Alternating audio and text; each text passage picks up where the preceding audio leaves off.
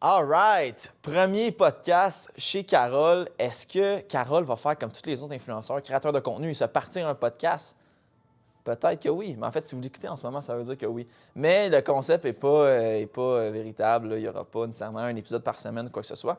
En fait, la raison de la création du podcast, si on veut, aujourd'hui, c'est parce qu'on a un invité charmant ici, disons, de Camille, qui va nous parler beaucoup de l'industrie de la mode, du fast fashion et tout ça.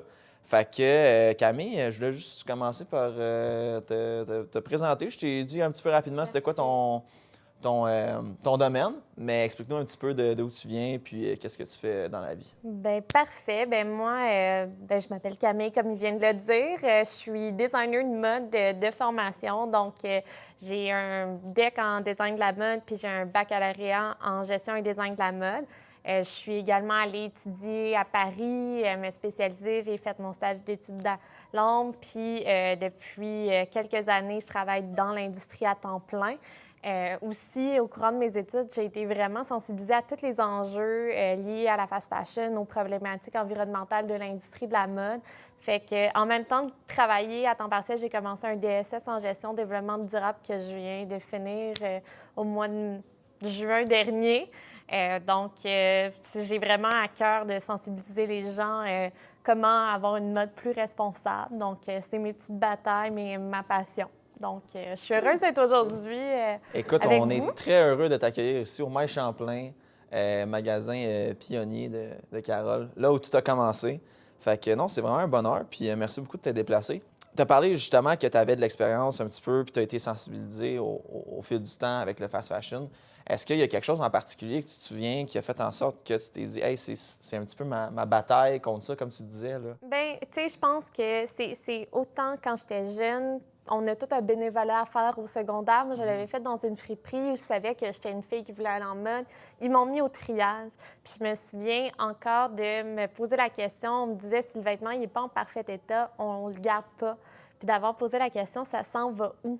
Puis de ne pas être capable d'avoir une réponse claire, ça a été l'une des premières affaires. Puis aussi, un document marquant que j'ai vu, c'est The True Cost of Fashion.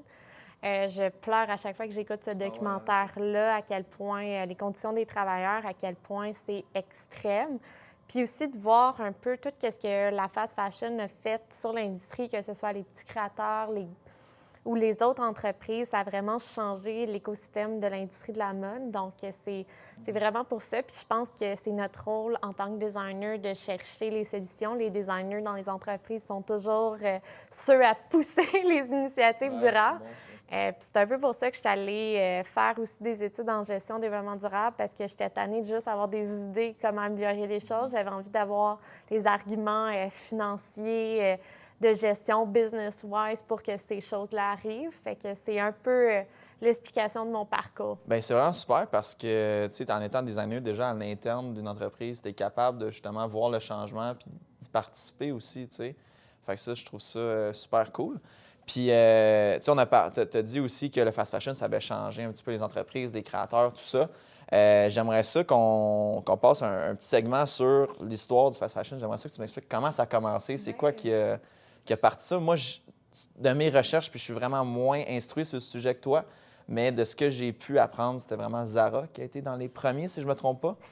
Honnêtement, c'est quand même vraiment Zara. Puis il faut savoir que Zara, à une époque, en fait, Zara, ça a toujours été une entreprise qui copiait les créateurs. OK. Puis, dans le fond, les designers de Zara allaient dans les défilés des grands créateurs, avaient leur cahier de calepin, puis dessinaient les modèles pour aller les recopier. Ah ouais. Avec des chaînes de production qui étaient beaucoup plus rapides, parce que normalement, un défilé, tu présentes la collection aux acheteurs pour que les acheteurs vont en fait décider qu'est-ce qu'ils achètent pour les distributeurs. Fait que, mettons, les Simon de ce monde, les Labé de ce monde. OK. Fait que les acheteurs vont placer 1 an d'avance les commandes aux designers avant que ça arrive en boutique. Fait que normalement, sauf que là, Zara, eux, qu'est-ce qu'ils disaient, c'est « Ah, ben moi, je vais sortir ça au lieu dans 6 mois. » Fait qu'ils sortaient avant les créateurs. Fait Puis que ça moins cher aussi, j'imagine. Moins cher, Wow, exactement. OK, Fait que c'est vraiment, on vole les idées des autres, on le fait plus vite pour moins cher. Fait que c'était vraiment ça, Zara. Puis aussi, il faut savoir que ça, c'est des recherches poussées que j'ai faites, mais aussi que dans ces années-là, il y a aussi un jugement clé en mode qui a été fait que avoir de la propriété intellectuelle sur un design en mode, c'est pratiquement impossible. La seule chose qui est protégée, c'est vraiment les imprimés ou c'est vraiment quelque chose qui est associé à ton trademark. On pourrait penser, mettons, à Louboutin, la semelle rouge en dessous du Ou soulier. mettons, tu sais, le tag de Levi's. Exactement. OK. Wow. Fait que ça, c'est tous des trucs, à moins que ce soit un imprimé, c'est super dur d'avoir la propriété intellectuelle d'un vêtement. Fait que ça a comme donné le droit aux entreprises de copier tout le monde. Puis, parce que les vêtements ont été jugés comme un item fonctionnel, fait que c'est un peu comme une recette. Il n'y a personne qui a comme, la recette du poulet Non, c'est ça. rôti, comme tout le monde a la même recette. Oui, puis c'est ça. Tu copies une recette. C'est fonctionnel, vu que c'est comme un besoin de base quand même, ça veut dire. Fait que ça a comme fait ça. Puis aussi, ben c'est en fait, tu sais, vers les approches des années 2000, il y a tout le phénomène de libre-échange aussi, des traités de libre-échange qui a été fait. Puis, ben ça fait que les mesures protectionnistes ont été comme retirées, puis on voit clairement l'incidence avec le fait de faire produire les vêtements ailleurs sur le coût des vêtements. Fait que, puis malheureusement, dès que les coûts des vêtements baissent, bien, c'est sûr que automatiquement la consommation descend, augmente, pardon. Aïe, OK. Hey, tu viens de m'allumer bien raide là, avec le truc de trademark, puis ça, je savais pas ça. Ben oui. C'est vraiment intéressant. J'ai hâte d'écouter le podcast, j'ai hâte de réécouter, Colin, tellement c'est intéressant. Écoute, vraiment cool. C'est pour ça que toutes les compagnies comme Louis Vuitton, Coach et tout, bien, ils ont une grosse période de monogramme sur les sacs. C'était justement pour... Ça veut dire quoi, monogramme? Tu sais, les Louis Vuitton, avec tous les logos, comme que c'est printé le logo partout sur le sac, on appelle ça un monogramme. Puis, il y a eu une grosse période où toutes les marques en mettaient partout parce que c'était justement pour les protéger contre la contrefaçon, parce que c'était la seule manière qu'ils pouvaient se protéger, c'était avec l'imprimé de leur logo directement sur le sac. Puis ça, tu sais, tu parlais justement du trademark, comment c'est fonctionnel, comment ils ont défini comme étant fonctionnel. Est-ce que c'est encore le cas aujourd'hui ou il y a un petit peu plus... Parce que, tu sais, je comprends l'argument de dire que c'est fonctionnel, s'habiller, c'est un besoin primaire. Mais en même temps, quand tu as des marques comme Louis Vuitton, tout ça, c'est pas un besoin primaire de payer un sac à main 8 000 $, là, tu sais. Non, exact. Mais c'est sûr que, tu sais, ça arrive souvent que des designers vont amener fréquemment les maisons de fast fashion en cours. Comme récemment, je pense qu'il y a eu Isabelle Marant contre Mango. Puis Isabelle Marant l'a perdu parce qu'il faut que tu prouves que la copie est exact, puis que ça a affecté tes ventes à toi pour avoir un gain de code. Fait que c'est vraiment une bataille très dure. Puis la part du temps, pas grand-chose à faire.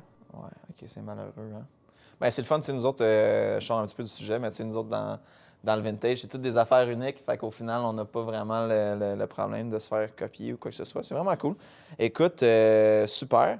Puis, c'est ça, dans le fond, je voulais savoir aussi, tu sais, on parlait justement de Zara, comment eux autres, ils ont commencé à faire les trucs un peu plus rapidement. Tu sais, si on se met un petit peu dans la tête des gens dans ces années-là, c'était comment la mode? Parce que, tu sais, moi, de ce que j'ai lu, de ce que j'ai regardé rapidement un petit peu sur le web, tu sais, il y avait comme 4 grosses collections pour les 4 saisons.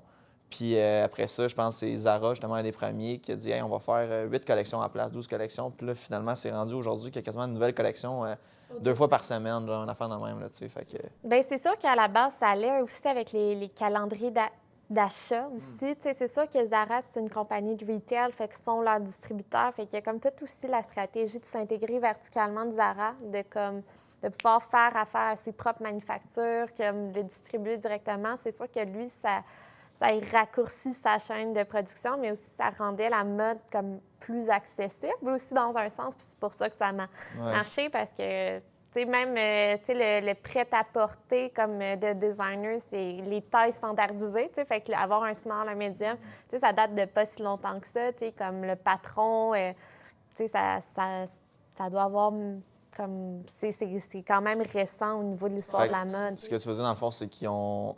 Avant, il n'y avait pas vraiment de small, medium, large. C'était juste comme tout était fait pour la personne sur la mesure. Tu sais, comme avant, tu sais, comme... Ça fait du sens, oui. Tu sais, comme je dirais, comme avant 1909, tout était fait sur mesure. Tu sais, oui, tu avais peut-être des patrons de base, puis même le patron comme standardisé manufacturier, c'est quand même récent.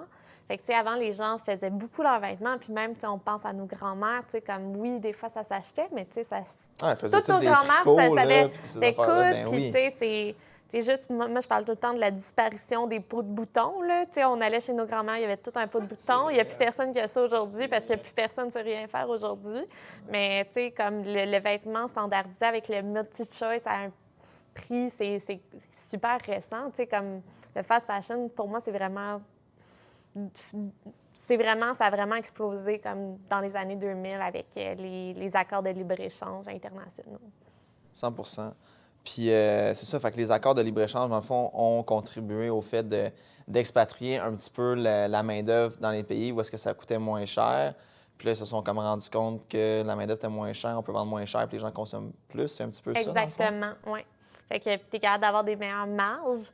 Fait que, mais tu sais, c'est toujours ça parce que tu sais, ça a aidé ces pays-là à se développer. On pense à la Chine, comme dans le début des années 2000, la Chine est loin d'être ce qu'elle est aujourd'hui. C'est sûr. Tu sais, fait que... Puis aujourd'hui, la Chine, c'est un pays qui va bien financièrement, là.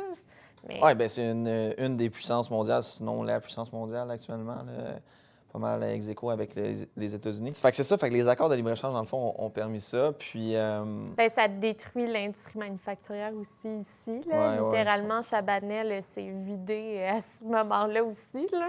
Ah ouais, hein? Oui, on le sent encore aujourd'hui. Avant, tu sais, tout Chabanel, c'était des manufactures de vêtements. Je pense qu'il y a à peu près 80 des emplois qui ont été perdus au début des années 2000 à Montréal. On reste quand même la 3e ville en production vestimentaire en Amérique du Nord après New York puis LA. Mais, tu sais, honnêtement, produire à Montréal, il n'y a plus beaucoup de monde qui font de la production à Montréal, puis les ressources sont plus là, en fait. C'est super dur de développer autre chose que des cotons wattés, des T-shirts, puis des vêtements de base, là. Ah ouais, hein? Puis c'est quoi qui a fait en sorte que ces accords de libre-échange-là ont été mis en place à la base? C'est-tu ces pays-là de l'Asie qui étaient comme, écoute, nous autres, notre main-d'œuvre est super pas chère, hein, on va abuser le monde ici, genre? C'est quoi qui. Bien, c'est la mentalité capitaliste. C'est vraiment ça a été poussé par les États-Unis beaucoup parce que ça les avantageait eux. Puis, tu sais, après ça va dans toute l'histoire d'après-guerre que, tu sais, les États-Unis allaient bien parce qu'ils n'ont pas eu la Deuxième Guerre mondiale chez eux. Non. Fait que eux, ils continuaient à produire, puis ils voulaient exporter leurs marchandises ailleurs. Puis, tu sais, éventuellement, l'économie des pays occidentaux a évolué vers des économies de services. Puis ces jobs-là, ça n'a jamais été des emplois vraiment valorisés. Fait que, tu sais, on était bien contents de les expatrier, sauf que après ça détruit nos industries ici, puis on a évolué vers des économies plus de services, mais... Wow, OK, vraiment intéressant. Puis, dans le fond, c'est ça, on parle que là, les industries vont vraiment se déplacer plus en Asie, dans la Chine, tout ça. À part la Chine, c'est quoi les autres pays, dans le fond, qui sont les gros producteurs dans le monde actuellement? C'est sûr que, dépendamment en Amérique du Nord, on fait beaucoup affaire avec la Chine à cause de notre situation géographique un peu. Tu sais, la Chine, c'est quand même... tu sais, par Vancouver, LA, ça passe bien. Par contre, en Europe, ils ont un peu plus de diversité, accès au niveau des manufactures, parce que c'est sûr qu'ils peuvent faire venir par train, par bateau, de places comme le Maroc, la Turquie, qui sont des gros pays de producteurs. En ce moment, le Vietnam, avant la pandémie, était vraiment en développement. On pense le Bangladesh, que c'est on toujours... a vu beaucoup d'histoires là-dessus. Je me souviens, à l'école, c'est un des trucs qui nous avait sensibilisés beaucoup avec les conditions de travail au Bangladesh. Je me souviens avoir vu des images, des documentaires des édifices qui s'effondrent et tout ça. Oui, le Rana Plaza 2013. Oui, c'est ça le nom. Qui est quand même assez Pour ceux qui ne le savent pas, c'est un événement en 2013 où il y a une manufacture qui s'est effondrée qui a mené à la mort de milliers de personnes au Bangladesh. Puis qu'est-ce qui est triste, c'est que souvent, au Bangladesh, les gens tentent de faire des syndicats dans les manufactures. C'est même pas pour être payé plus, travailler moins, c'est simplement pour que les inspections au niveau des bâtiments soient faites. Fait que ça donne un peu l'idée au niveau du Bangladesh. Là, en ce moment aussi, ça, c'est un enjeu. Maintenant, la Chine est rendue que... La Chine fait du haut de gamme, fait que le bas de gamme de la Chine, il l'envoie faire au Bangladesh. Ils sous-traitent au Bangladesh. Oui, puis ça, des fois, ça peut être un peu compliqué quand tu as une entreprise de vêtements parce que tu penses que tu fais affaire avec la manufacture en Chine, puis ils le bypassent, puis ils l'envoient à la manufacture au Bangladesh parce que leur capacité de la manufacture en Chine est pleine. Fait que ça, c'est des trucs. Je sais qu'en Indonésie, ils en font quand même beaucoup. Puis là, dans les dernières années, ils parlent beaucoup de l'Afrique en ce moment, développer l'Afrique au niveau des manufactures.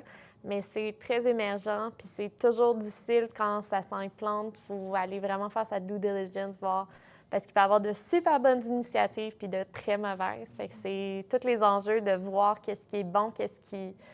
Fait que tu essaies de... Surtout en Afrique, je pense que c'est super important d'avoir des manufactures qui sont certifiées Fair Trade, qui a des inspections régulières. Fait que c'est ça, tu parles de certification, justement. Il y a des certifications qui sont comme connues. C'est quoi, c'est Fair Trade, c'est ça? Bien, il y a Fair Trade. Fair Trade, ça va s'assurer que ça retourne à la communauté. OK. Dans le fond, c'est bien d'avoir une certification qui est connue globalement parce que ça fait que tu as un tiers parti pour aller faire des inspections dans les manufactures, ce qui fait que toi, tu n'as pas besoin d'aller le faire tout le temps. Fait que c'est sûr que tu payes souvent un premium pour la certification, mais ça te permet, parce qu'on a 2 millions de choses à faire, la chaîne de production est énorme. Là, on passe du champ de coton à le produit final. Il y a tellement d'étapes avant, comme de la fibre naturelle jusqu'à comme le produit Le fini. consommateur final qui l'achète. C'est là, ça, ouais, il y a exact. tellement d'intervenants. Je pense qu'on estime qu'il y a à peu près 80 personnes qui touchent un vêtement avant qu'il se rentre dans les mains du consommateur. Aïe, aïe, OK. Fait que pour donner l'idée de l'étendue de la chaîne, fait que c'est très dur d'avoir, quand tu es une compagnie, même si tu designes, d'avoir le contrôle sur chaque étape de la chaîne. Puis c'est souvent, malheureusement, comme ça que les compagnies se font prendre dans des situations de child labor parce qu'il y en a un maillon qui a fait sous-traiter sans que tu le saches. Puis c'est justement avoir ces certifications-là, mais ça assure qu'il y a un organisme qui est reconnu, qui aille faire la vérification. Parce que sinon, tu serais tout le temps en voyage. Puis Fait que dans le fond, il y a des compagnies qui emploient des enfants puis ils pourraient même pas le savoir, là, au final. exactement. Puis c'est comme ça que Walmart s'est fait pogner dans le temps parce qu'il faisait affaire avec un agent de production. Puis l'agent envoyait à des manufactures. Puis Walmart ne savait pas qu'il travaillait avec ces manufactures-là. Fait que souvent, la plupart des compagnies qui se font pogner, c'est souvent des comme ça. Mais les compagnies ont une responsabilité après ça de s'assurer qu'il Bien, c'est sûr, y a là. une vérification qui se 100%. fait à un point, tu sais. Wow, OK, je savais pas ça. Puis, on a parlé beaucoup, justement, de la main-d'œuvre dans différents pays. Une chose aussi que, oui, c'est extrêmement mauvais, là, justement, de déléguer cette main-d'œuvre-là aux pays qui sont en développement et tout ça. Mais il y a un autre aspect aussi qui va plus nous affecter, nous, dans notre quotidien, c'est-à-dire la qualité du tissu et tout ça.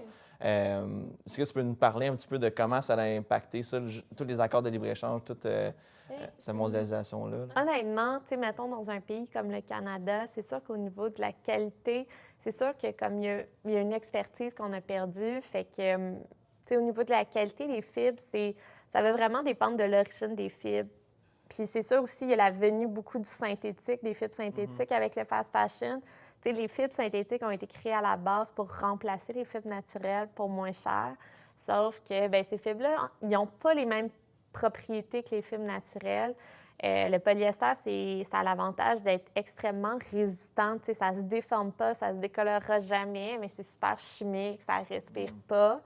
Puis ça se détériorera jamais, fait que c'est pas biodégradable. Ça va être comme votre bouteille de plastique, ça va rester dans l'univers pour toujours. Fait que ça, c'est un peu les problématiques. Fait que ça a vraiment, en fait, explosé l'utilisation des fibres synthétiques. On veut créer un style qui... On peut créer n'importe quel style, mais le faire 2 fois moins cher avec des matériaux synthétiques. Fait que c'est vraiment... Moi, j'ai un peu en bête noire les fibres synthétiques. C'est moins confortable souvent parce que tu as chaud là-dedans vu que ça respire pas. Mais, tu sais, aussi, mettons, un tricot, mettons, par exemple, c'est vraiment pas une... Les fibres synthétiques vont finir par boulocher alors que ta fibre naturelle va rester belle. Puis c'est simplement parce que c'est une fibre qui a de la grippe, fait que les bouloches restent accrochées, mais, tu sais, ça va dégager du microplastique aussi. Fait que c'est comme... C'est vraiment, je dirais, le synthétique, c'est vraiment la bête noire puis qui a été vraiment comme poussé, développé avec l'arrivée du fast fashion. Puis dans le fond, c'est, tu sais, quand on regarde un T-shirt, mettons, qu'est-ce qu'on peut retrouver comme composant dedans? Tu sais, il y a le coton, Oui. il y a le coton synthétique, c'est ça qui... Bien, il n'y a pas de coton synthétique. OK, Fait c'est qu'ils juste vont les mettre matières. polyester, nylon. OK. Moi, c'est sûr que, par contre, ça, c'est un peu une idée préconçue qu'on a que le coton, c'est nécessairement bon. Le coton, c'est pas une super fibre d'un point de vue environnemental. C'est extrêmement polluant. Je pense que c'est à peu près pour... Il faudrait que je vérifie ma statistique, mais je pense qu'un T-shirt, c'est à peu près 1000 litres d'eau pour la Ouais, j'ai vu production ce du coton. statistique-là aussi, mais c'est Un difficile à jean, comprendre. Un jean, en fait, c'est tout à partir de l'agriculture. La culture du coton, c'est une culture qui est extrêmement qui a besoin d'énormément d'eau, alors que si tu compares au lin, au chanvre, qui ont, eux, pratiquement pas besoin d'eau. Fait que ça fait que le coton, en termes pour le cultiver, ça nécessite une quantité de ressources énorme, puis une quantité de pesticides, genre énorme. Pour te donner une idée, je pense en Ouzbékistan, Kazakhstan, il y avait une mer à quelque part, puis cette mer-là était alimentée par plein de rivières, sauf que cette rivière-là a été déviée pour alimenter les champs de coton. En dedans de 10 ans, la mer a complètement disparu. Disparu, Disparu, c'est rendu un désert.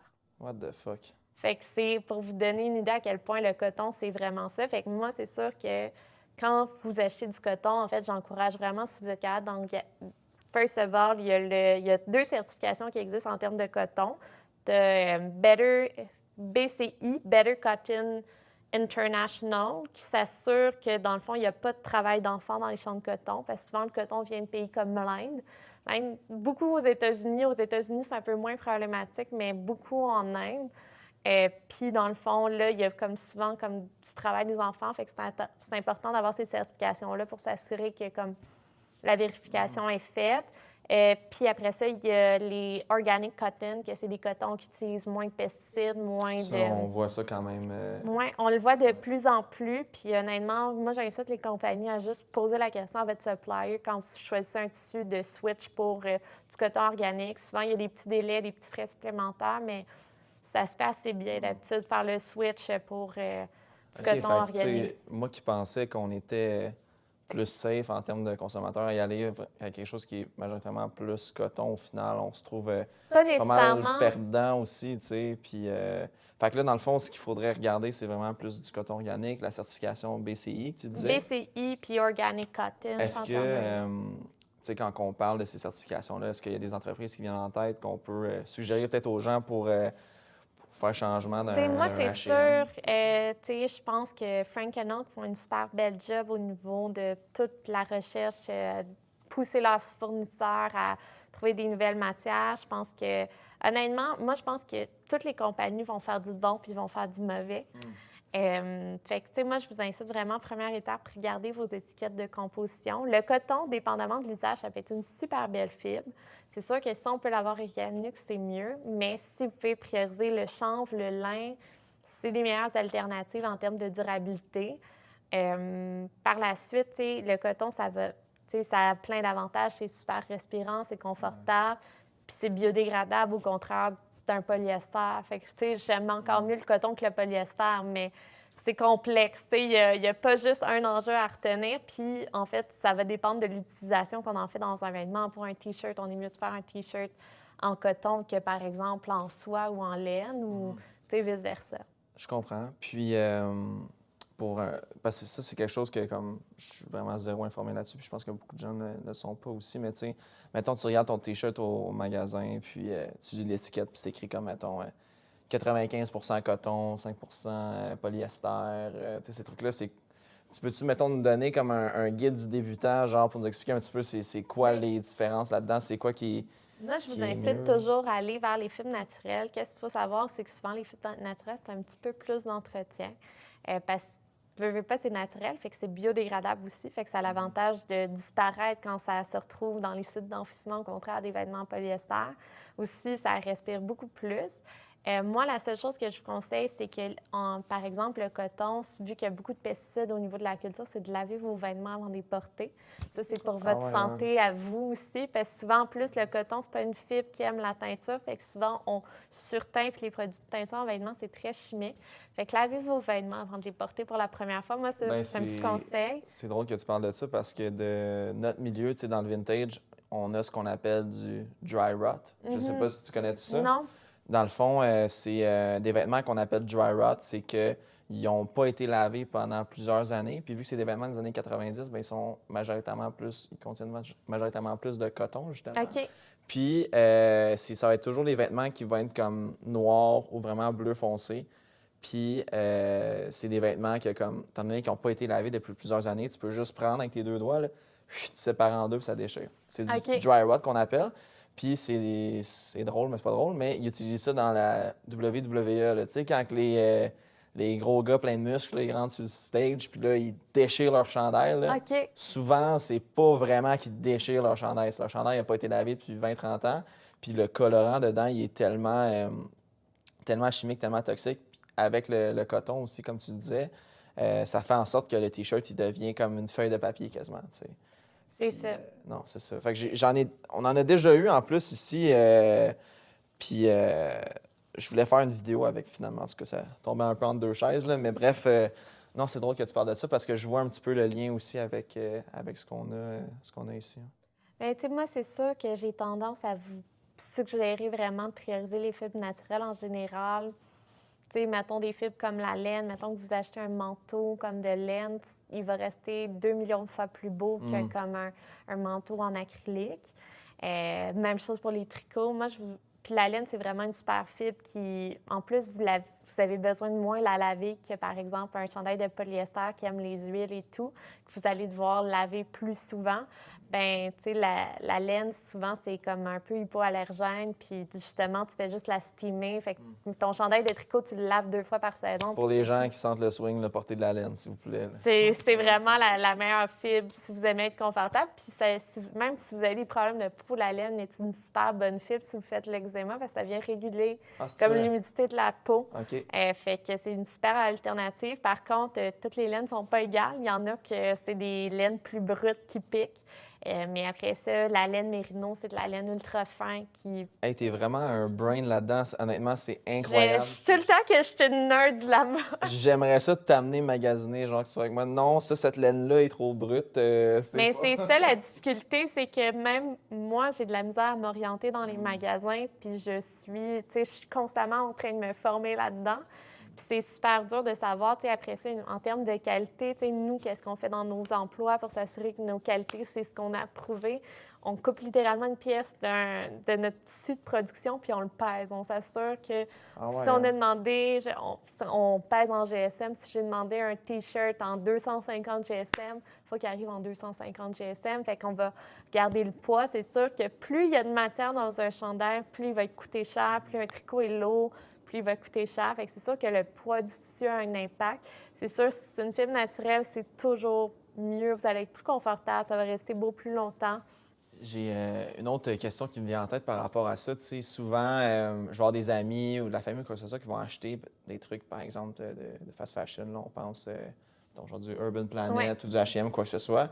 Puis, ce qui va arriver souvent, c'est que ils vont le porter une fois, ils vont le mettre dans la sécheuse, puis ça va rapetisser. Ça a-t-il un lien avec les composantes du vêtement? J'imagine que oui, mais c'est peut-être juste le hasard? C'est pas vraiment les composantes des vêtements, c'est les traitements que tu vas faire. Une bonne compagnie qui va faire des bons vêtements va faire ses tests. Donc, souvent, on va nous request un peeling test, fait qu'un test de boulochage. Donc, c'est des machines qui vont créer de la friction sur les tissus, voir si le tissu va boulocher. OK. Fait que ça, c'est des tests qu'on peut faire. Normalement, une compagnie, ça coûte plus cher au niveau de ton coût unitaire, mais normalement, tu requestes le pre-wash pour éviter que ton vêtement rétrécisse. Ouais, OK, make sense. Les compagnies qui ne tournent les coins ronds ne requesteront pas le pre-wash. Fait que quand vous allez le laver à la maison, il va rétrécir parce que normalement, un vêtement devrait être pre-wash. OK, c'est intéressant. Dépendamment des catégories, à moins que ce soit comme un manteau où tu as une doublure puis une coquille extérieure, comme tu as la coque du manteau puis tu as la doublure, mais souvent les compositions sont différentes. Fait que c'est pour ça qu'ils sont dry clean, parce que si tu le mets à la laveuse, la doublure puis l'extérieur du manteau ne réagira pas de la même manière, il ne sera pas égal. Fait que là, tu vas te retrouver avec la doublure qui tire ou qui pend. Fait que c'est pas ça que tu veux. Fait que c'est pour ça que souvent les manteaux vont être dry clean ou les suits aussi. Puis tu parlais justement de couper les coins ronds. On en a parlé juste un petit peu avant le podcast, mais tu sais, tu me disais qu'il y avait un nouveau phénomène qu'on pourrait appeler de ultra fast fashion aujourd'hui, avec Shein, Temu et tout ça. Veux-tu nous parler un petit peu de... Tu parlais de couper les coins ronds, comment c'était? Bien, c'est qu'est-ce qu'ils font, eux autres, de différent qui leur permettent d'être autant à un autre niveau de fast fashion que honnêtement, je pensais même pas possible aujourd'hui. Oui, bien, pour vous donner une idée aussi, je pense que c'est important de le préciser. Aujourd'hui, on est rendu qu'on produit annuellement 14 milliards de vêtements. On estime qu'aujourd'hui, là-dessus, 1% est recyclé au moment de leur fin de vie. Lorsque vous, tu sais, on a tout notre petit sac de vêtements qui nous fait plus ou qu'on a passé à travers ou qu'on n'aime plus, qu'on amène dans un centre de dons, bien, dites-vous que là-dessus, il y a 80% qui va finir dans un pays dans un pays en développement, dans un site d'enfouissement. C'est énorme. Puis, vu que les vêtements sont en fibre synthétique, comme on disait, ils disparaissent pas. Fait que je vais juste mettre une entrée à ça. Dites-vous qu'aujourd'hui, des sites comme Shein et Temu sortent des milliers de nouveaux vêtements par jour. Puis, juste pour milliers, ouais. des milliers. Puis, par jour, là. Oui. Pour vous donner une idée aussi du problème de gaspillage dans l'industrie, en 2018, H&M avait brûlé pour 4 milliards de vêtements invendus. On estime que sur tout ce 14 milliards-là de vêtements produits, il y a 30 qui ne seront jamais vendus, donc qui n'arriveront jamais dans les mains du consommateur. Fait que ça, c'est parce que justement, on change les collections tellement rapidement, c'est plus avantageux pour ces compagnies-là. De juste le jeter, exactement, puis de vendre d'autres produits. Puis là, je parle même pas aussi des pertes textiles, parce que dis-toi que il y a à peu près, au moment que tu coupes le vêtement, il y a à peu près 20 30 qui est perdu au moment de la coupe, qui s'en va à la poubelle. Là, les manufactures en Chine travaillent énormément fort pour recycler ces chutes de textiles-là, vu que la matière est là. Ça, c'est le seul recyclage vraiment au niveau du vêtement qu'on va faire, c'est les chutes de textiles. Je pense justement, il y a une compagnie montréalaise qui en fait, c'est A Care Label en ce moment, que c'est vrai. Ça me dit quelque chose, oui. C'est très cool qu'est-ce qu'ils font. Ils prennent les chutes de tissu, recyclent le coton, font des T-shirts, des sweats. C'est nouveau comme compagnie. Le concept est très, très cool. Si vous voulez aller checker, c'est une piste intéressante au niveau de compagnie durable. Fait que d'où vient un peu la problématique d'entreprises comme Shein qui sortent 1000 nouveaux styles par jour. Il faut savoir qu'aussi, dans la dernière année, je pense que Shein ont augmenté leur chiffre d'affaires d'à peu près 36 à peu près. Je ne me souviens plus des chiffres par cœur, mais les émissions ont augmenté, je pense, de 86 Donc, les émissions vont plus vite que le chiffre d'affaires. C'est complètement faux. Ils ont augmenté leur chiffre d'affaires de 36 puis leur émission de 80 Oui, exact. Quelque chose comme ça dans ces alentours-là. Fait que c'est vraiment le double par rapport à leurs émissions. C'est effrayant. Puis, tu sais, c'est sûr que ces compagnies-là, ils tournent les coins ronds. Fait que, tu sais, même, je ne sais plus c'est en quelle année, mais Santé Canada avait fait des tests sur des vêtements Shein. Puis, dans le fond, il y a des teneurs en produits chimiques qu'il faut que tu respectes dans tes vêtements. C'est comme la peinture sur les murs. Il y a des standards, exactement, parce que c'est sûr que les produits de peinture et tout, c'est chimique. Sauf que, bien, en testant les produits, ils se sont rendus compte que bien, les vêtements avaient des teneurs en plomb plus élevées que les normes autorisées. Je pense qu'il y a un manteau pour enfants. Puis il faut savoir que les normes pour enfants sont plus élevées, qui étaient 200 plus élevées, je pense, en plomb que le standard canadien. Greenpeace, en Europe, avait fait la même étude et sur une paire de bas, je pense que c'était 50 000 des normes acceptées européennes.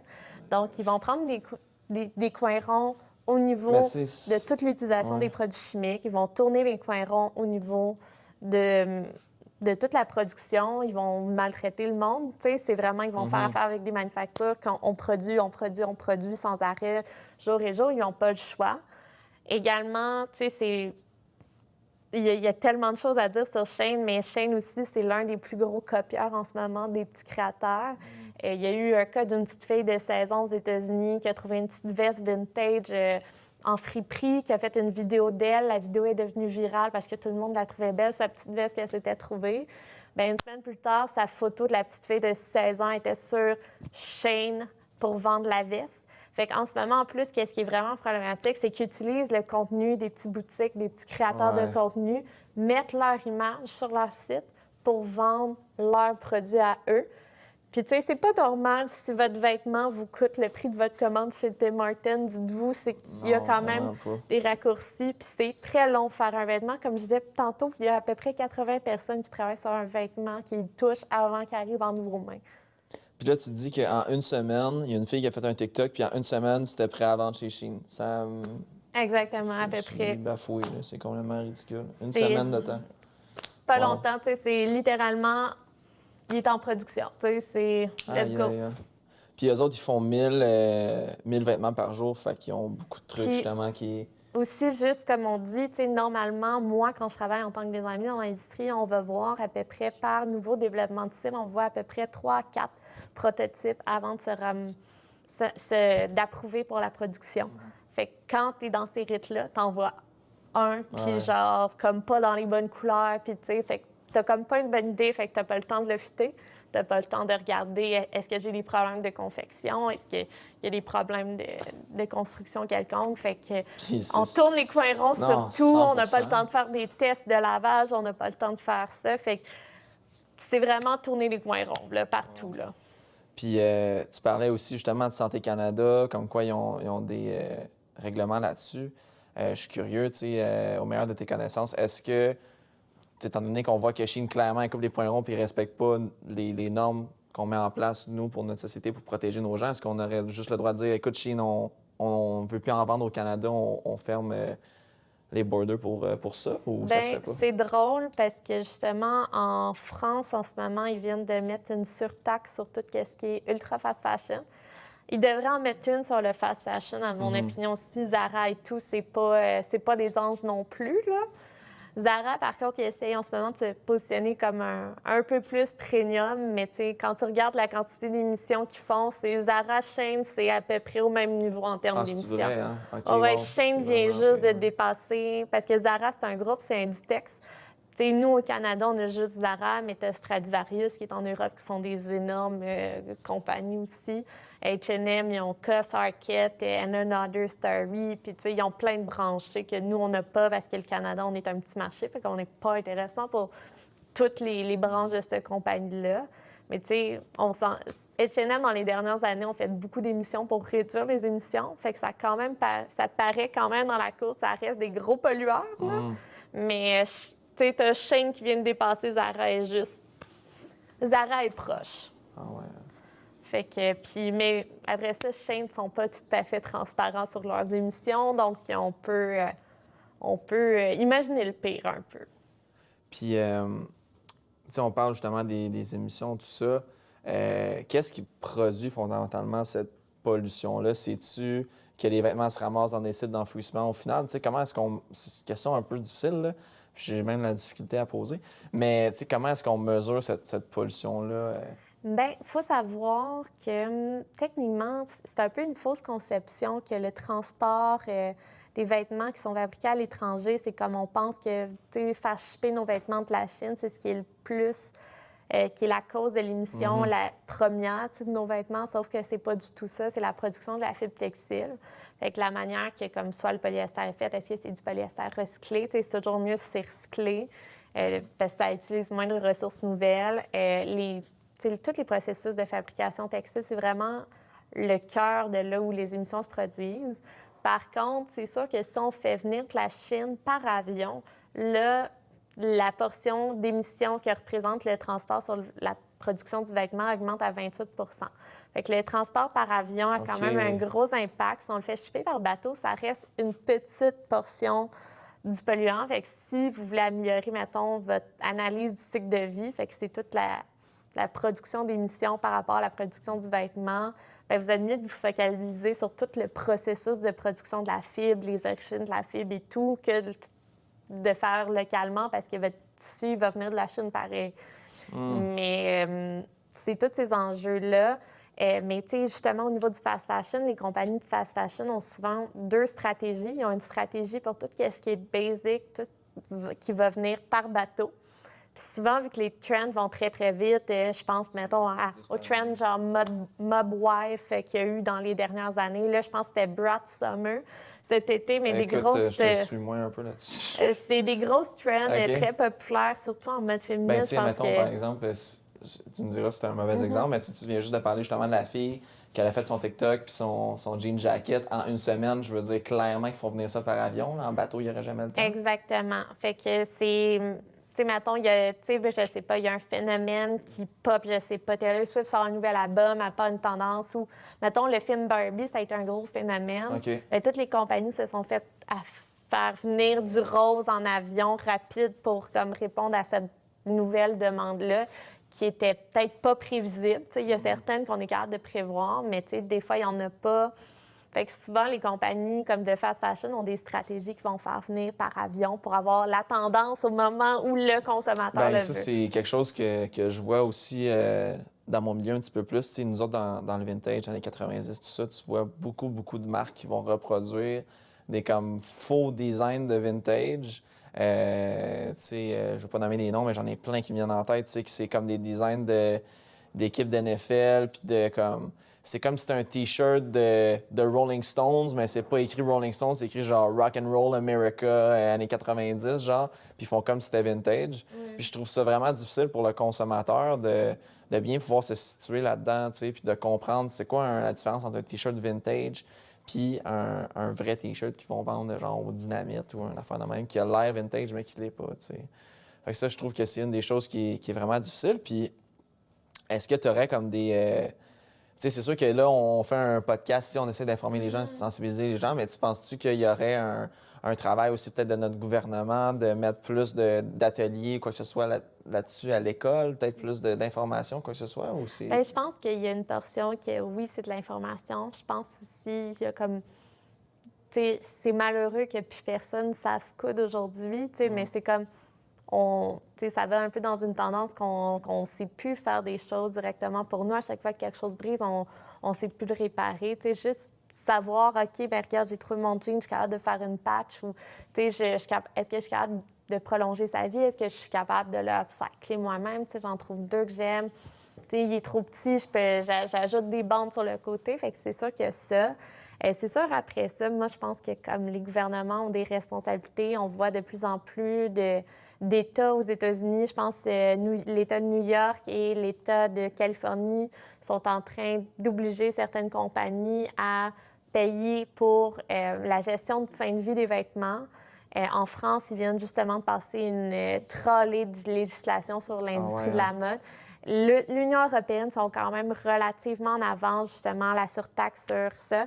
Moi, je pense que les gouvernements, là, on est rendu dans une situation où c'est trop. Il y a trop d'abus, là. Moi, je pense qu'il est temps que les gouvernements viennent légiférer là-dedans. Sauf que le problème avec les légiférations, c'est que c'est long avant que ça arrive. C'est long avant que tout le monde soit capable de s'entendre. Fait que c'est souvent, malheureusement, ça arrive tard un peu sur le processus. Fait que puis c'est malheureux parce qu'il y a tellement de compagnies qui ont des belles initiatives, qui amènent de belles solutions, mais toute leur effort se fait détruire par des compagnies qui... Ben, qui volent leurs produits ou qui... Tu sais, c'est drôle, là, mais ici, on tourne à Champlain, puis il y a un Amnesia, là, juste à la sortie là-bas, je sais plus, porte 2, genre, la fin de même.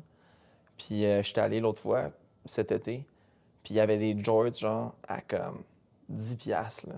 Puis j'étais genre, man, nous autres, on les vend comme 35-40. Genre, comment tu veux que je compétitionne avec ça? Sincèrement, tu sais. Puis c'est autre chose aussi, tu sais, moi, je vais dire c'est moins pire, entre guillemets, parce que les vêtements sont déjà faits, on les achète, puis sont déjà là, tu sais, ils existent. Mais pour un designer qui se met, genre, heart and soul dans un design d'un vêtement, puis qu'une semaine après, c'est sur Shein, ça doit être fou, là. Je virais fou, vraiment, là. C'est drôle parce que les designers de notre job, tu sais, tout le monde pense que c'est vraiment de faire quelque chose d'unique, être créatif puis tout. Sauf que quand tu es un designer dans l'industrie, je pense qu'un bon designer, c'est quelqu'un qui a un bon instinct, c'est de savoir qu'est-ce que les gens vont vouloir acheter parce que souvent, on travaille un an d'avance. Fait qu'il faut que tu regardes un peu tout ce qui se passe dans la société, voir, OK, qu'est-ce qu'il y a de l'air d'un marché actuellement, puis de deviner, dans le fond, qu'est-ce que toi, tu penses qui va marcher l'année prochaine. Fait que c'est à partir de ce moment-là. Puis c'est rare d'avoir l'exclusivité d'une idée. Tu sais, comme on est tous connectés dans le monde qu'on vit, tu sais, on prend toutes nos inspirations à la même place, on est tous ces médias sociaux. Fait que je pense que c'est extrêmement dur aujourd'hui d'avoir l'exclusivité d'une idée. Je pense qu'après ça, c'est de la manière que tu l'exécutes que là, tu vas te démarquer. Fait que je pense qu'à un moment donné aussi, quand tu es designer, tu sais, je pense que oui, si tu es un créateur, tu sais, comme oui, ce que tu fais est important, puis c'est sûr que c'est frustrant. Mais, tu sais, moi, en ce moment, comme j'ai un peu l'optique que, genre, tout le monde se copie. Puis, tu sais, même, tu sais, j'ai travaillé dans un atelier à Londres, puis, tu sais, même dans les grands ateliers qui présentent au Fashion Week, ça va magasiner dans les boutiques de luxe, ça achète les vêtements de la compétition, ça copie le patron, puis ça met son imprimé dessus, ça change les coupes. Fait que, tu sais, la copie est omniprésente partout dans l'industrie. C'est très dur d'avoir l'exclusivité d'une idée, puis je pense que c'est dur de s'en rendre compte quand on commence dans l'industrie. On est comme « Oh mon Dieu, il a copié mon idée », sauf qu'on on est peut-être juste deux à avoir eu la même idée, tu sais. Non, c'est sûr. Puis je pense aussi que tu l'as bien dit aussi que comme c'est difficile d'être unique là-dedans. Puis je pense que moi, je peux parler pour nous. En fait, on n'est pas les premiers à vendre du vintage, mais ce qu'on veut faire, c'est que le branding soit tellement fort, l'expérience qu'on donne en magasin soit tellement forte que quand tu penses vintage, quand tu as le goût de magasiner vintage, bien, tu as le goût de tu te dises « Ah, je vais aller au Carole parce que l'expérience est cool. » tu sais. C'est ça un petit peu que je veux vendre aux gens. Puis c'est ça. Puis si on parle un petit peu niveau seconde main, on a parlé justement de la surtaxe, comment les gouvernements pourraient mettre un peu plus de législation sur ces compagnies-là qui polluent énormément. Il y avait un parti politique aussi, ça vient de me popper en tête, qui avait proposé justement d'enlever la taxe sur les produits de seconde main. J'ai vu ça passer il y a quelques temps. Je trouvais que c'était une super bonne initiative. C'était de l'enlever ou de la mettre? On dirait que je sais pas. L'enlever sur les produits de seconde main. Fait que tout ce qui était seconde main, il n'allait pas avoir la taxe TVS, TVQ, dans le fond. Ben moi, je trouve que c'est une super bonne idée. Tu sais, 100%. ça peut... Parce que, tu sais, pourquoi c'est difficile de magasiner de manière plus durable? C'est parce que c'est si le vêtement comme de mauvaise qualité, que comme le coût du dommage environnemental qu'il fait n'est pas internalisé dans le coût du vêtement. Tu sais, fait que, tu sais, ça fait que comme tu n'es pas capable de compétitionner puis d'avoir un produit qui est comme compétiteur, tu sais, dans Mais le non, sens, en c'est dans termes de deux. prix, c'est la première chose que les gens vont regarder, puis c'est le facteur numéro un, tu sais. Comme je l'ai dit, je veux dire, on a amené ça, les shorts sont 10$, là. Je veux C'est dire, ça. je vais y vendre ici 30, 40, mais au final, je veux dire, tu montres les deux paires de shorts à quelqu'un qui ne connaît pas ça, puis je veux dire, ils ont un style Carpenter, en plus, les shorts, les tabarouettes, là, tu sais, ils ont Ben fait oui. une sangle comme nos shorts Carhartt, nos shorts Nautica, Wrangler, tout ça qu'on vend ici, tu sais. Vraiment, vraiment similaire. Fait que c'est difficile de se différencier à ce niveau-là. Puis c'est là où est-ce que je trouve qu'il manque justement un petit peu plus d'informations, tout ça, que les gens doivent être un peu plus au courant, tu sais. Mais tu sais, aussi, le problème, c'est qu'en fait, tu sais, les gouvernements, tu sais, mettons, en Europe, en ce moment, ils investissent massivement pour tout favoriser les processus de recyclage de vêtements, ce genre de trucs-là, puis pour toutes les compagnies qui amènent quelque chose de positif. Tu sais, qu'est-ce qui arrive si on surtaxe les méchants, puis c'est que ça nous donne de l'argent pour subventionner ceux qui sont bons. Puis malheureusement, en fait, ça nous prend des solutions de développement durable qui sont possibles de scaler, de mettre à l'échelle. Parce que c'est quand on applique sur ces processus-là qui sont mieux, l'économie d'échelle, c'est de là qu'on arrive à avoir un produit qui est comme meilleur pour l'environnement, mais à un prix qui est accessible. Puis il y a cette balance-là. Si tu fais juste laisser l'autre polluer, tourner les coins ronds tout le temps, puis que tu le punis pas pour tous les dommages qu'il fait comme à la société, au bien commun, à l'environnement et tout, ben, tu sais, veut pas, l'autre, il essaye de partir, sauf qu'il n'y a pas d'aide. Puis l'autre, il a le droit de polluer comme il veut, sans se soucier de rien. Il n'y a aucune responsabilité. Tu sais, c'est comme si tu as un coloc, que ton coloc, il saccage l'appartement quand il se fait la cuisine, il nettoie jamais, la salle de bain, il la lave jamais, c'est le bordel. Mais qu'il y en a un qui est toujours en train de ramasser, puis qui essaye, qui lui, est monopolisé à toujours faire le ménage. L'autre, il continue sa vie, il va faire plein de jobs, puis tu sais, c'est comme, ça crée une disparité. Quand tu punis celui qui mal fait, bien, tu es capable de faire bénéficier celui qui fait bien. Fait que, tu sais, après ça, c'est des enjeux complexes au niveau de la gestion. Il faut que la taxe serve à subventionner, après ça, les entreprises qui ont des bonnes actions. Puis si on applique ces concepts-là, c'est là qu'on va avoir la possibilité d'avoir des vêtements qui sont à un bon prix, mais qui sont durables, tu sais. Puis c'est ça, actuellement, tu sais, on t'a parlé justement qu'en France, ils ont cette surtaxe-là sur le ultra fast fashion. Ouais. Est-ce que cette surtaxe-là va servir ensuite de ça à subventionner les plus petits joueurs ou les personnes, par exemple, en seconde main ou quoi que ce soit? Je ne sais pas si directement, parce que OK. l'Union européenne avait déjà parlé qu'il allait faire des subventions. C'est vraiment un des gros enjeux en ce moment qui est passé à l'Union européenne. Les compagnies vont être obligées de mettre un indice de réparabilité du vêtement, les manières de comment disposer du vêtement dans les vêtements. Fait que moi, je trouve ça vraiment excitant parce que moi, vu que les entreprises européennes le donnent, moi, j'y ai accès quand je travaille en entreprise canadienne, mais OK. nous, ça reste des initiatives volontaires, tu sais. Alors qu'en Europe, c'est rendu obligatoire. Fait que maintenant, je pense qu'ils vont tous avoir des codes QR, justement, pour te dire d'où vient ton vêtement, de la manière de le recycler et tout. Fait que ça, Wow, c'est... OK. Je pense que c'est d'ici 2030. Fait que là, les entreprises sont en Europe puis sont un peu stressées. Fait que là, ils investissent beaucoup dans ces processus-là. Mais tu sais, c'est justement, tu sais, des fois, d'avoir un petit stress, ça fait que les choses bougent, tu sais. Bien, 100 là. Puis ça a été... ça me fait penser beaucoup, justement, aux véhicules électriques, là. Tu sais, ça a été pas mal ça, là. Une fois que la loi a été passée, justement, que ça allait être que des véhicules électriques, je pense que c'est d'ici 2035, là, une Ouais. affaire comme ça. Tu vois, toutes les compagnies, tout d'un coup, ils font des véhicules électriques. Fait que c'est un parallèle similaire, puis j'espère que ça va venir le plus tôt possible au Canada, en Amérique du Nord, Mais tu sais, partout, là. aussi, il faut que les gens réalisent que, tu sais, c'est pas parce que ton vêtement te coûte moins cher que, tu sais, ça te coûte moins cher. Parce que tu en achètes plus. Puis c'est un peu ça le truc de ces compagnies-là. C'est que, mettons, tu sais, moi, je me souviens quand j'étais petite, j'économisais mon argent, mon petit change. Puis quand je m'achetais un vêtement, c'était vraiment spécial. Tu sais, c'était vraiment comme.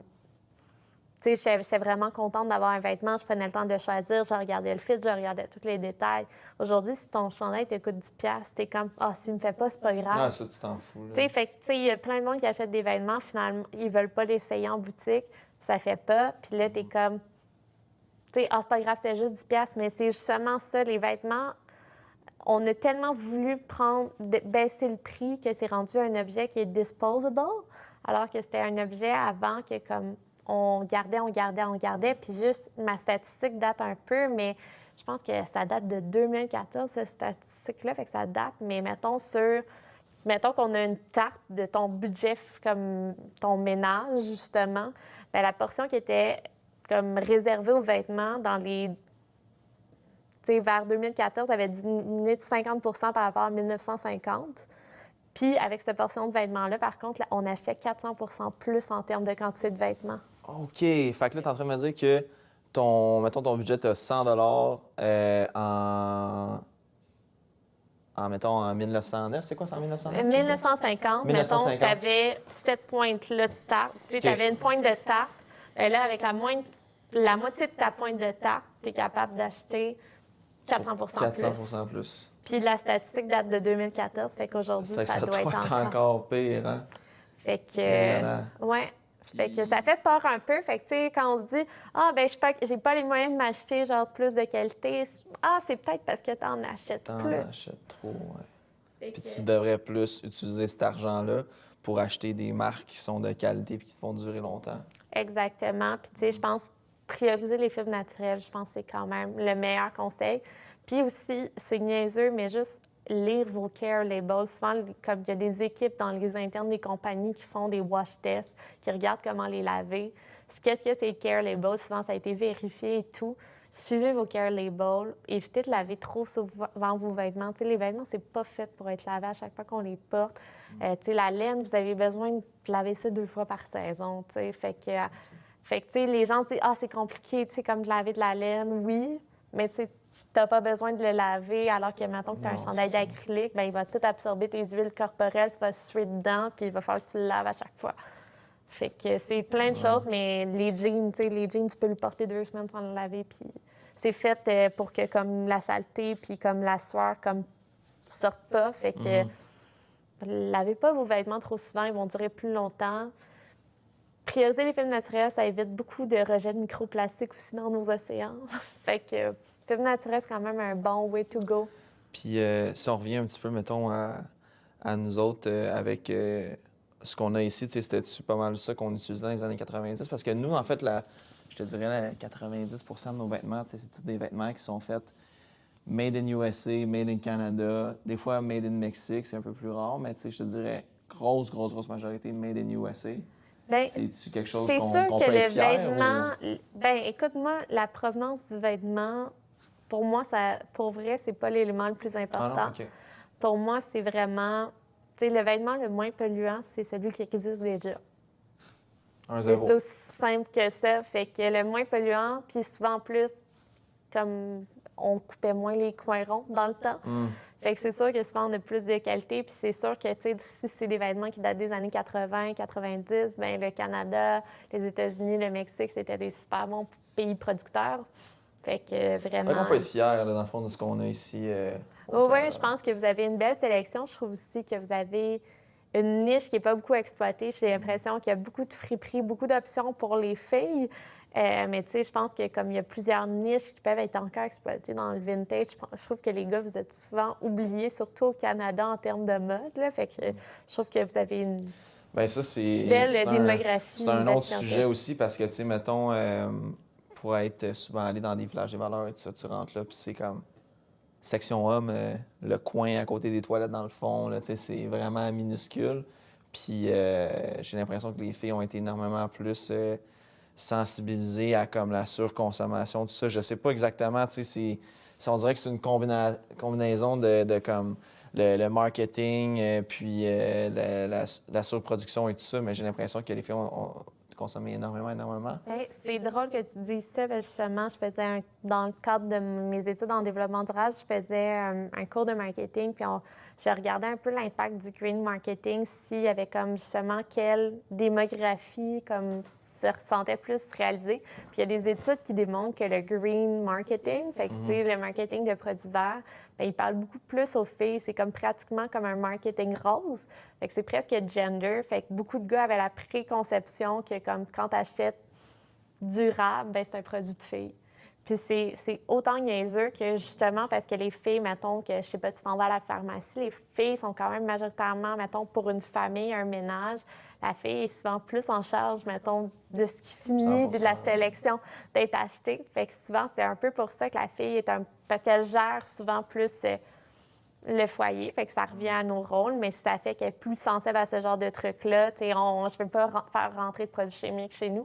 Fait que les filles sont généralement plus enclines puis sensibilisées à ça que les gars en général. Puis c'est dommage un peu parce que tout le monde a sa part à jouer. Mais tu sais, ça va dans les rôles malheureusement traditionnels, même si ces rôles-là évoluent. Je pense que comme les filles ont comme plus ce regard-là que les gars ont moins un peu. 100%. Puis, pour revenir un petit peu au seconde main et tout ça, tu disais justement qu'un vêtement qui a déjà été porté, c'est le meilleur. C'est le meilleur produit.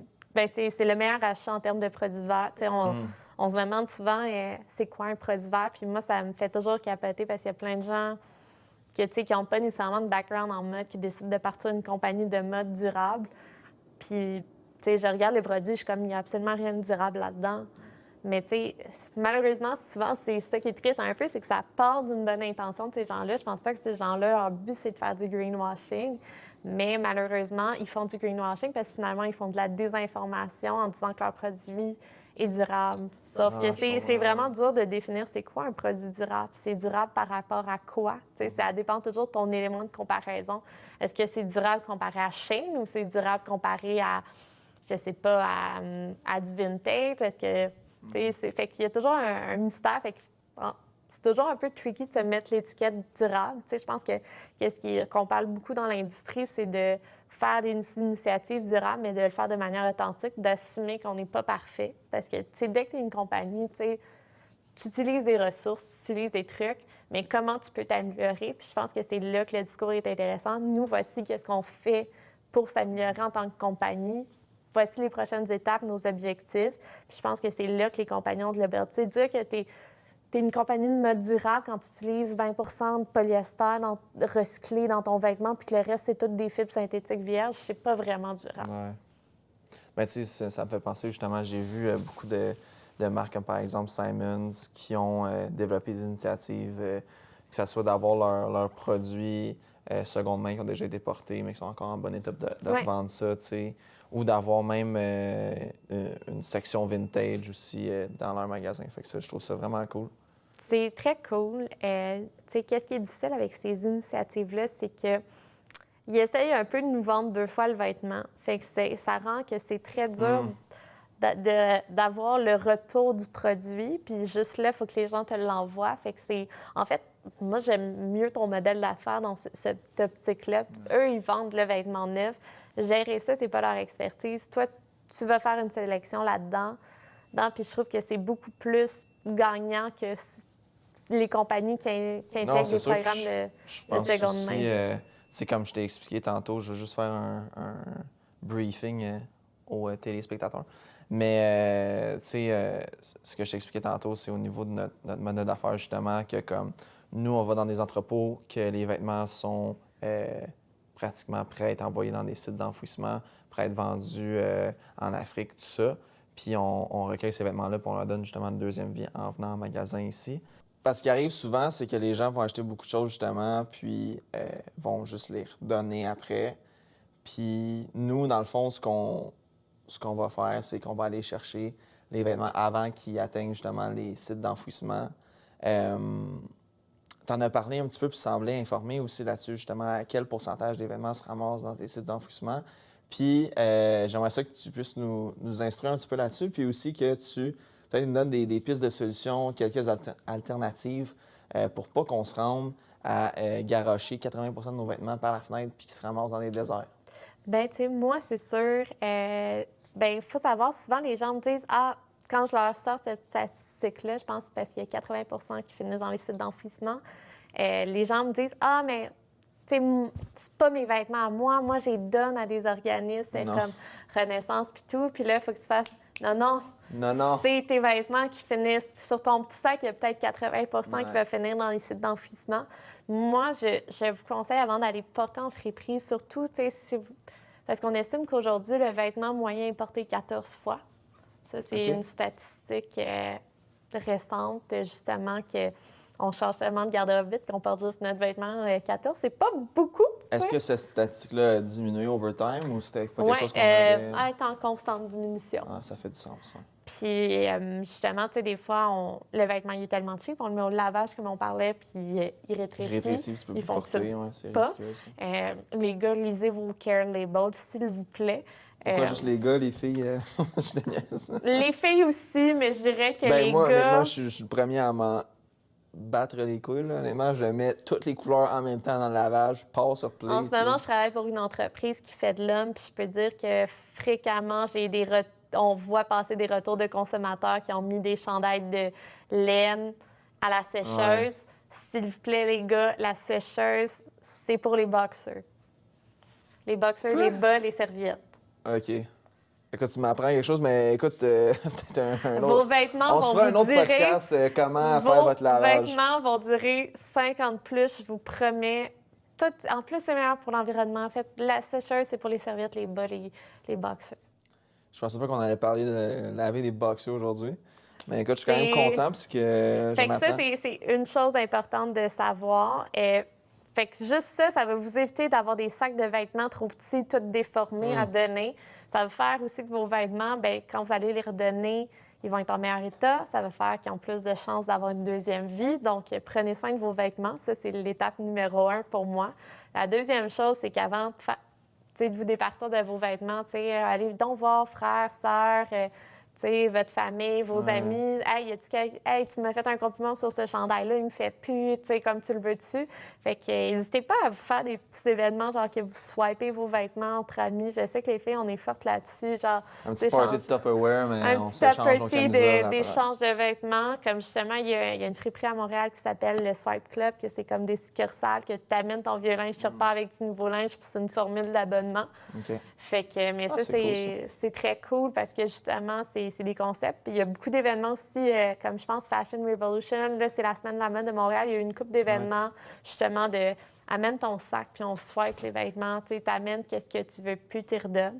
Aussi, si votre vêtement est en bon état, tu sais, comme pourquoi vous le revendez pas, tu sais, comme sur Marketplace, tu sais, vous allez avoir de l'argent plus dans vos poches, tu sais, fait que comme parce que ces vêtements-là ont comme une valeur quand même. Mettons que vous aviez un beau manteau de cuir, puis pour X raison, vous le mettez plus, bien, il y a une valeur encore, puis ça vaut la peine de le vendre, puis tu sais, vous allez peut-être pouvoir vous racheter plus de vêtements de qualité, puis tu sais, je pense qu'il y a revendre directement, mais moi, j'avoue que comme ça, on est capable de le donner directement à quelqu'un qu'on connaît ou même sur Directement au Marketplace. consommateur final. Exactement, mais on est assuré que comme le vêtement ne finisse pas en friperie, C'est drôle parce en site que d'enfouissement. c'est drôle parce que je me souviens avoir des amis comme quand j'étais plus jeune qui étaient comme ah ça c'est le chandail à mon frère ou genre mon chum mettons quand ça il faisait plus il donnait ça à son plus petit frère puis j'ai l'impression que je vois moins ça aujourd'hui. Je sais pas si c'est moi qui est fou, mais j'ai l'impression que c'est rendu tellement facile d'acheter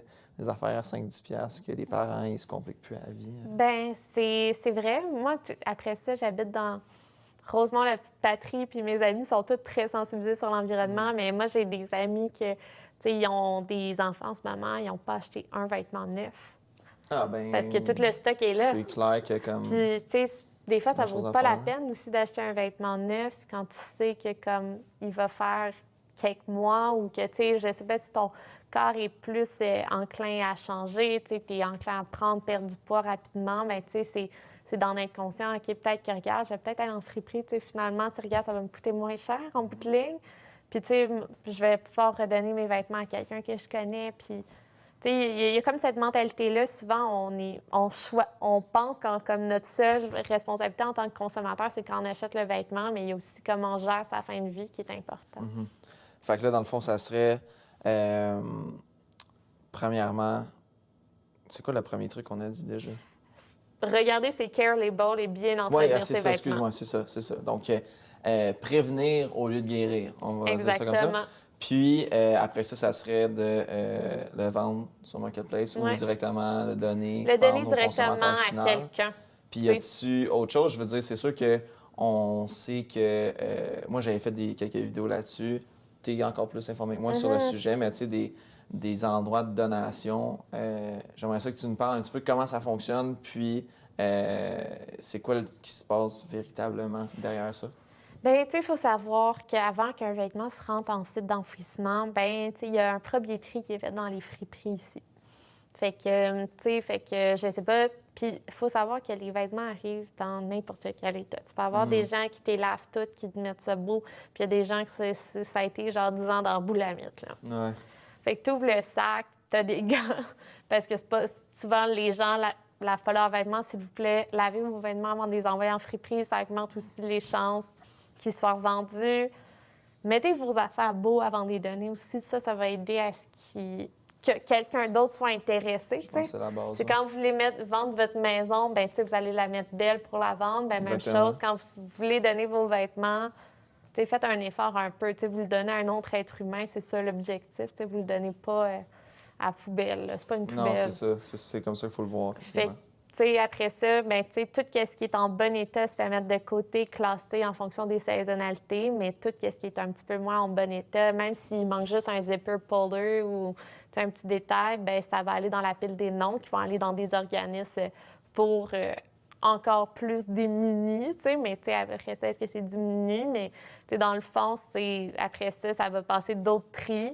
Fait que là, après ça, il y a des gens comme... Il y a des gens en friperie qui vont aller chercher des vêtements. Il y a des gens comme vous qui vont faire affaire, qui vont être la dernière ligne avant que ce soit envoyé dans les pays du tiers-monde. Il faut savoir que quand c'est envoyé dans les pays du tiers-monde, il y a un tri qui est fait aussi dans ces pays-là. Puis ces pays-là ont des économies qui sont bâties autour de l'économie du vêtement seconde main. C'est drôle que tu parles de ça. Je me souviens plus c'est quoi le nom de la ville, mais il y a une ville en Afrique qui est comme un champ de mines de linge, genre. OK. Faudrait que je regarde, là. On fera pause sur le podcast au pire, mais je vais regarder, là. Parce que j'ai vu certains reportages, certaines vidéos là-dessus, comme quoi que c'était comme l'économie de la place, là. Genre, c'était capable de...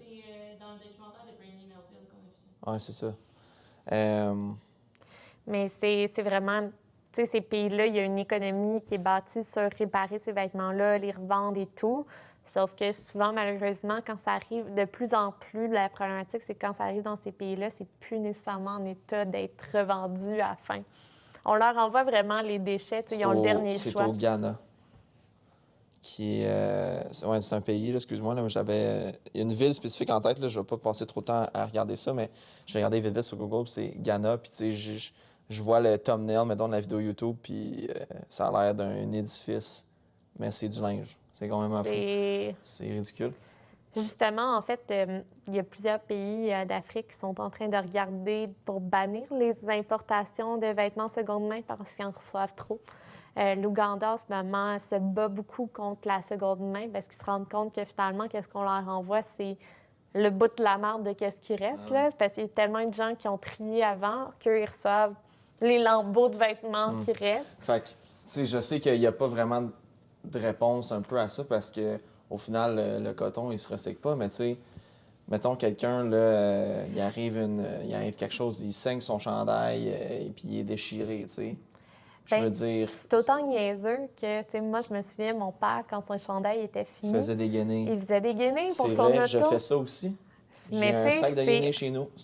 des vieux T-shirts, hey, c'était super. Même, je pense que pour les cheveux, ça absorbe mieux l'humidité. Comme il y a plein d'affaires à faire. Upcycling.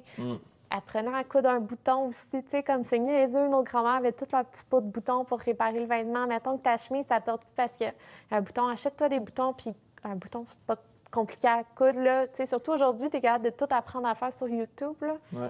Apprendre à coudre un bouton. Je me souviens, j'avais un ami qui, à un moment donné, ses ourlets de pantalon avaient décousu. Ils les avaient recousus à la soie dentaire.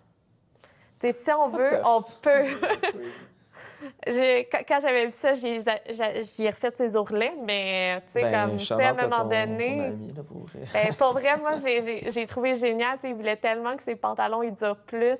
Je pense c'est cool. qu'il m'a demandé une couple de fois de les réparer, puis j'étais comme, mais sont finis, là. Tu sais, La je pense soie qu'il était à dentaire, l'état de la guinée, là. Oh my gosh. Ouais. OK, fait que la guenille, dans le fond, c'est vrai que c'est une bonne option. Puis c'est vrai que. Guinée, tu sais, des fois aussi, tu sais, comme n'importe quoi. Vous pouvez faire de la bourrure, tu sais, si ça vous tente de crocher un petit toutou, ça peut servir de bourrure. Tu sais, il y a plein de choses qu'on peut faire.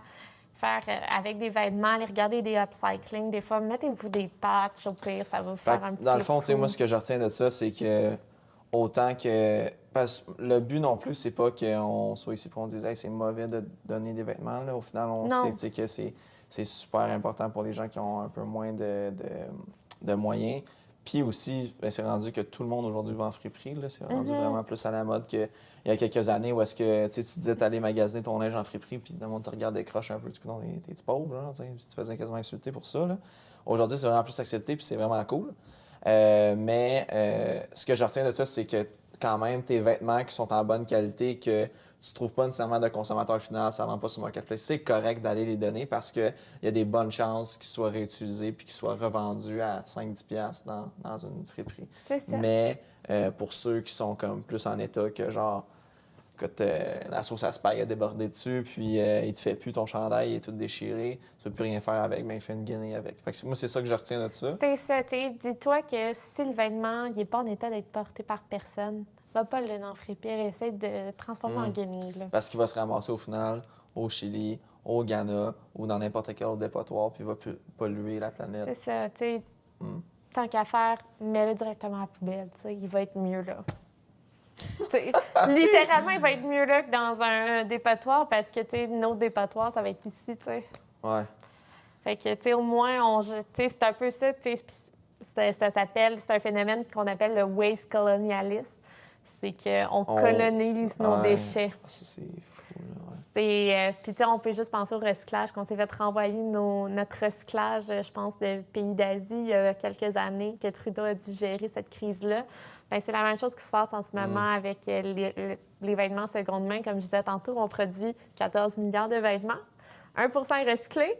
80 finissent en site d'enfouissement. Fait que dites-vous que ça fait beaucoup de vêtements en centre d'enfouissement. Sur 14 milliards, il y a 80 c'est environ. Mettons que tu te dis, il y a 30 qui n'est jamais vendu. Fait que ce 30 %-là, la majorité du temps, il finit brûlé. Attends, excuse-moi. Mon petit cerveau a de la misère avec les pourcentages. Il y a 14 milliards de vêtements qui sont produits chaque année. Chaque année. Sur ça, il y en a 30 qui ne sont jamais vendus, fait qu'ils n'arriveront jamais dans les mains du consommateur. OK. Souvent, les compagnies vont le brûler. Ça, c'est complètement ridicule, oui. Puis, sauf que là, mettons, l'Union européenne a passé des législations qu'ils n'ont plus le droit de faire ça. Fait que là, c'est des compagnies comme souvent, je vais donner l'exemple canadien, mais Winners, qui achètent souvent les invendus des autres compagnies. Fait que maintenant, les compagnies, leurs invendus des saisons précédentes l'envoient chez Winners. Let's go, Winners! Fait que Winners, c'est pas un méchant. T'sais, ils ont certains comme trucs, mais Winners, c'est mieux que d'autres. Ouais.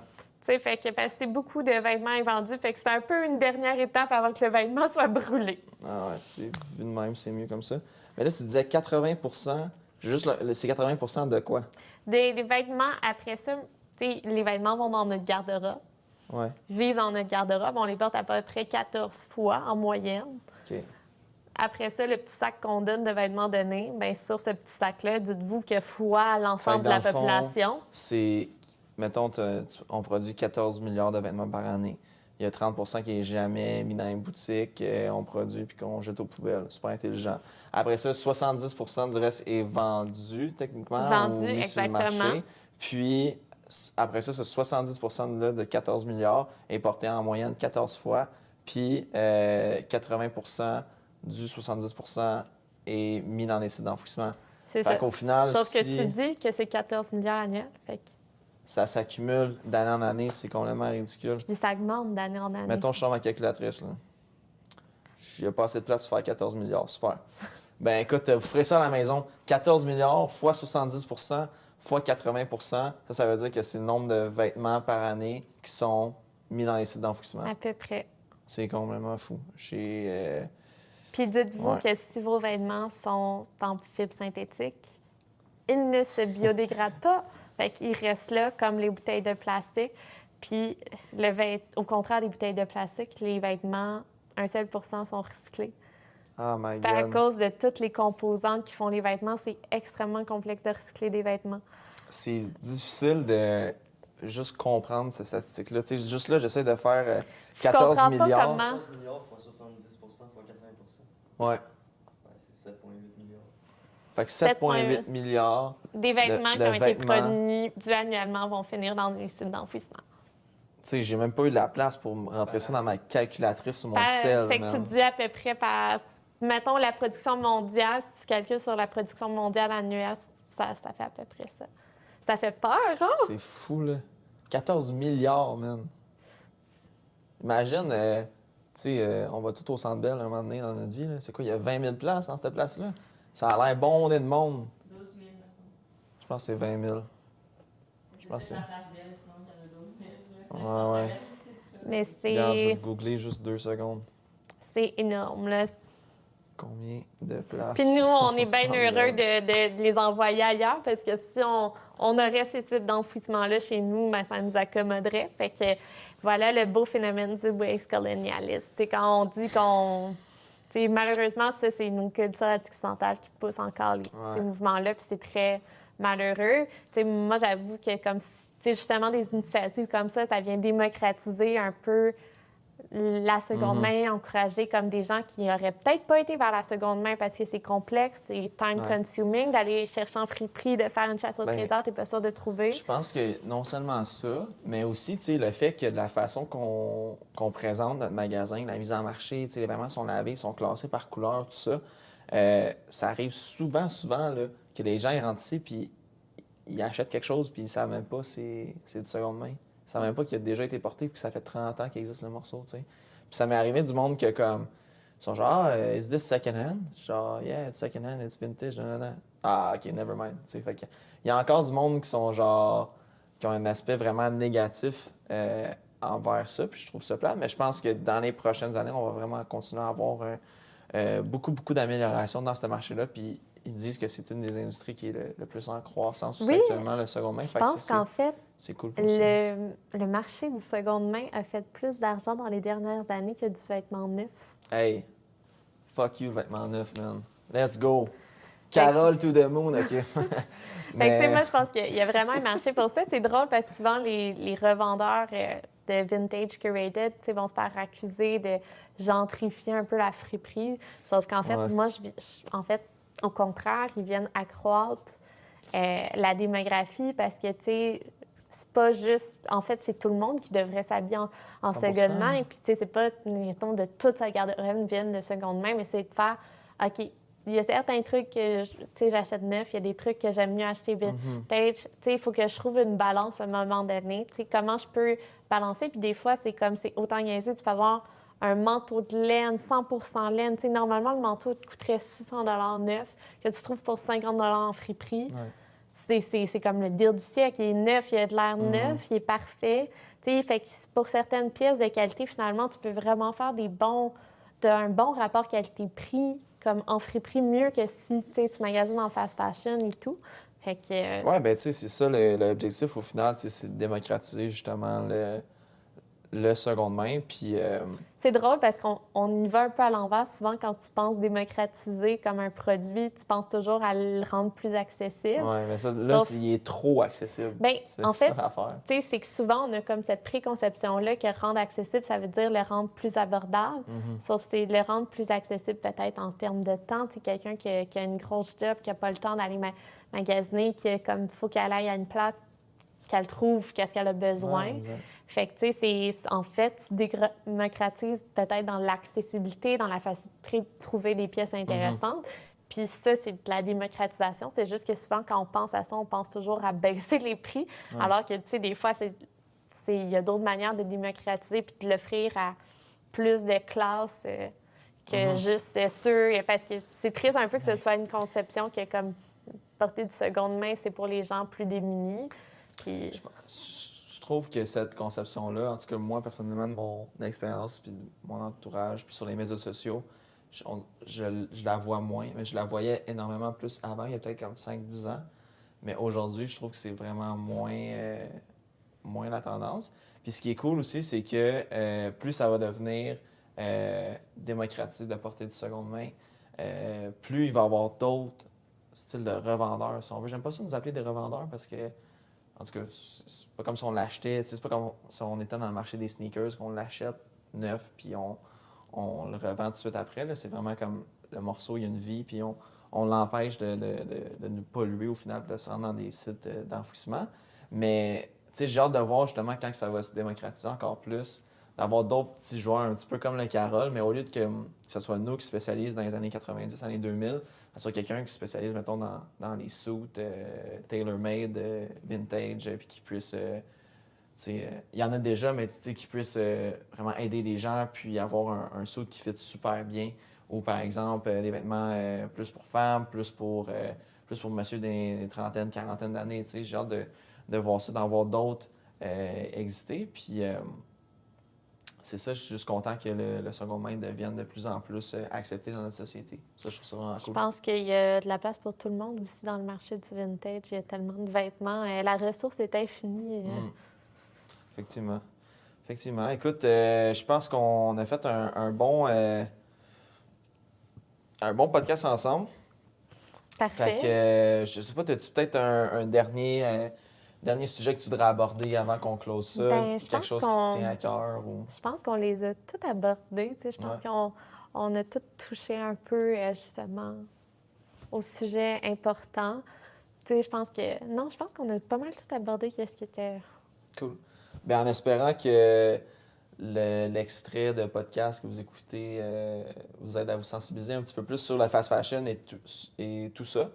En sachant que c'est quoi? C'est la deuxième industrie la plus polluante Deuxième au monde. polluante, responsable de 10 des émissions globales. Juste Shane, à elle toute seule, l'entreprise dégage les émissions d'un pays. Fait que Ah! c'est le fun, hein?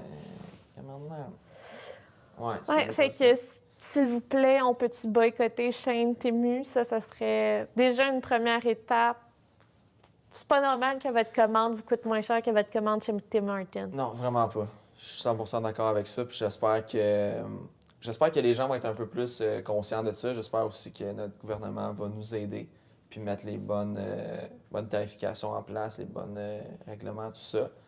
Puis c'est ça. Fait que, en espérant vous avoir sensibilisé un petit peu plus sur le sujet du fast fashion, le but aujourd'hui, c'est pas de vous dire de venir magasiner chez Carole. Même si ça se peut que je finisse le podcast en vous disant ça. Mais non, c'est vraiment juste que je trouve que c'est un sujet qui me tient à cœur, que je pense qu'on n'est pas assez éduqué là-dessus. Puis autant pour moi, autant que pour les personnes qui écoutent, j'avais le goût de me renseigner un petit peu plus là-dessus. Puis je suis vraiment content que tu aies accepté de venir sur le Ça me podcast fait avec nous, plaisir. Camille. Fait que sur ça, venez magasiner chez Carole. Il l'a dit, le tabarouette. Non, comme ça.